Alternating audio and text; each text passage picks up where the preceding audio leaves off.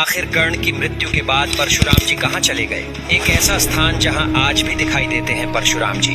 क्या सच में यहाँ 40,000 सालों से परशुराम जी कल के अवतार का इंतजार कर रहे हैं? आखिर कौन है परशुराम जी के सबसे शक्तिशाली शिष्य, जिसके सामने साक्षात महादेव और ब्रह्मा जी भी नतमस्तक हो गए? और क्या आप जानते हैं आखिर क्यों क्रोध में आकर भगवान परशुराम ने 21 बार पूरी धरती का विनाश कर दिया था? आइए जानते हैं आज की वीडियो में भगवान परशुराम के बारे में, मगर इससे पहले कमेंट में जय परशुराम लिखना न भूले। सतयुग और त्रेता काल के संधि काल में जन्मे एक महान ऋषि, जो धर्म से ब्राह्मण और कर्म से क्षत्रिय थे, जो स्वयं भगवान विष्णु के 6वें अवतार थे। हम बात कर रहे हैं ऋषि जगदम्नी और रेणुका के पुत्र परशुराम जी की। परशुराम जी इतने बड़े तपस्वी थे जिन्होंने स्वयं भगवान शिव से कई सारे अस्त्र शस्त्रों का ज्ञान प्राप्त किया और भगवान शिव से ही उन्हें भरसा प्राप्त हुआ था।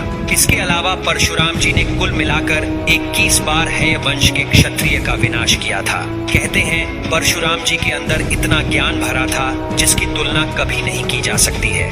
उन्होंने भीष्म पितामह हो या गुरु द्रोणाचार्य या फिर महारथी कर्ण, सबको ही उन्होंने शिक्षा प्रदान की थी। कहते हैं भगवान परशुराम जी इतने न्यायप्रिय थे कि उनके आगमन से ही समस्त प्रजा निर्भय हो जाती थी। कहते हैं उनके तपोबल और योग बल से समस्त भूमंडल तथा तीनों लोग परिचित थे।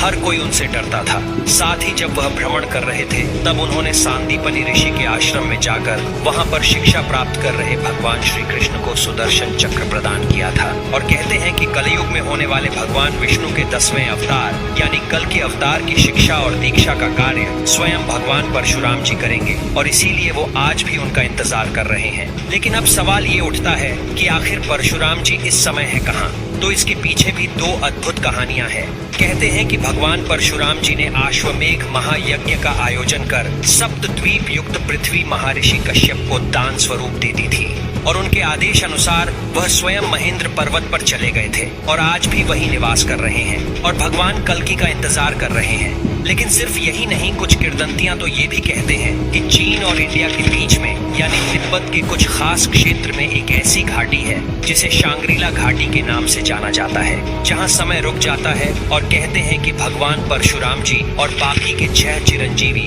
यहीं पर मौजूद हैं, जो स्वयं भगवान कल्कि का इंतजार कर रहे हैं।